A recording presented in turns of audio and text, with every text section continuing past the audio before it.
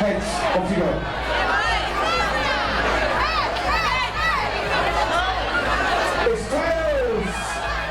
People always think it won't happen to them. Yeah, it won't happen to me, but when it's someone in your family or it's you, it's a shock. It's a sharp shock.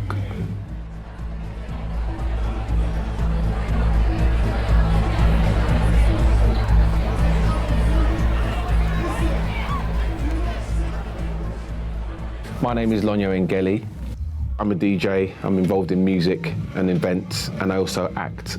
I became a diabetic when I was 18 and straight onto insulin, type 1 diabetes. So I was, from not having any medication, I was fit and young, and I had to have 5 injections a day. One afternoon I was walking in the park and I collapsed. And when the ambulance brought me round, they did tests on me and they said, look, your kidney function has gone from 60, 70% all the way down to 27%. You're gonna need to start dialysis. Having dialysis was very disruptive to my life. I was a very busy actor at the time. I'd done some good films and was up for big projects. And obviously being on dialysis, I had to cut all of that short because I had to stay local to my hospital. After I'd been doing my dialysis treatment for a few months, they opened up the possibilities of finding a donor for me. To become an organ donor, you have to die normally within an intensive care unit, and so only a very few amount of people are able to go on and donate their organs every year. So last year there was 1,600 people that donated organs. Currently around 6,000 people on the transplant waiting list, and sadly 3 people die every day whilst waiting for a transplant. So there is a massive need for organ donors, and certainly, you know, organ donation does save lives. So it's important people, you know, make a decision about what they'd like to do. About 3 or 4 in the morning, the phone rings, and I ignore it because I think it's my mum, because she lives in San Francisco. She always gets the time difference wrong. So I thought I'll speak to her in the morning. And then they rung again. I picked it up and it was the hospital, and they said, look, we've got a donor for you and you need to get to hospital now. 13 hours later, I woke up and I had a new pancreas and kidney, and it was 50 stitches across my tummy. It was very neat, but 50 stitches. I was in hospital for 4 months, and I asked the nurses, I said, look, what would have happened, you know, because I explained my story that I missed a few phone calls, and they were like, we would have tried one more time, and then if you hadn't picked up, we'd have just gone to the next person on the list. And I found out that the person who'd lost their life was an 18-year-old boy.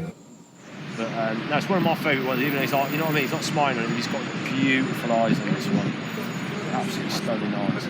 The reason for my kind of getting involved in organ donation and kind of wanting to be an advocate of it and promoting it is a result of the sad death of my 10-month-old son back in 2012. My son Bodhi had a choking accident at home.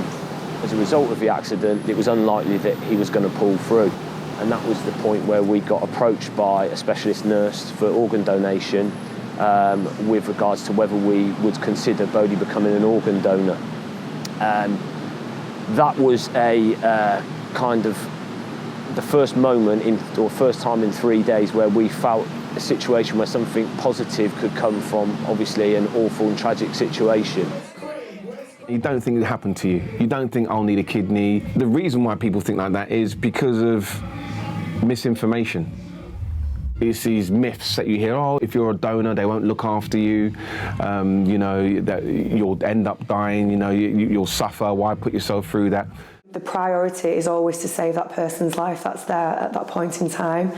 And actually, when organ donation actually comes into the picture, it's because end-of-life decisions are being made, and absolutely everything will have been done every medical intervention will have been tried to be taken to save that person's life. I believe some of those things that people had said, oh, they won't look after you if you're a donor and blah-de-blah. You know, it's like Chinese whispers. A lot of people have the kind of perception it's a bit like Frankenstein being laid down on a cold slab and then just hacking away at you and pulling things out. It's not. It's a completely normal process. And I think the telling thing, and the thing I was worried about, was what it would look like when I saw him again. To become an organ donor, it's like a normal operation that anybody else has.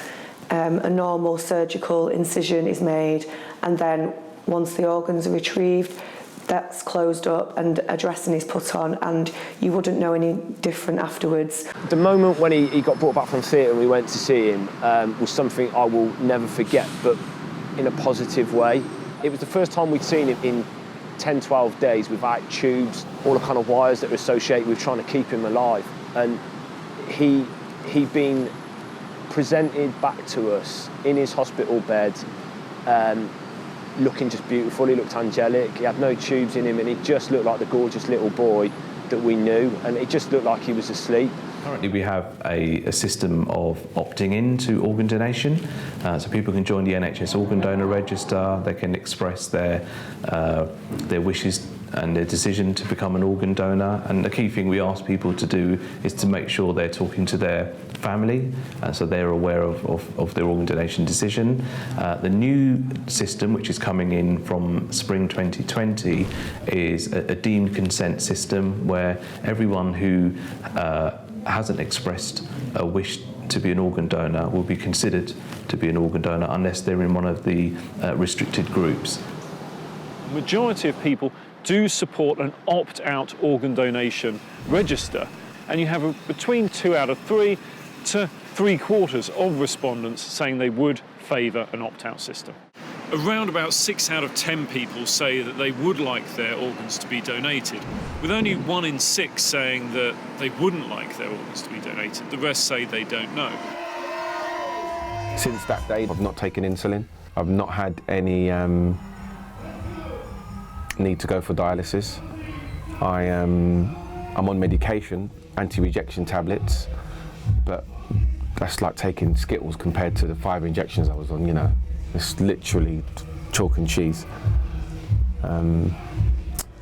So yeah, I'm here today, a survivor of a transplant, a double organ transplant, and very lucky.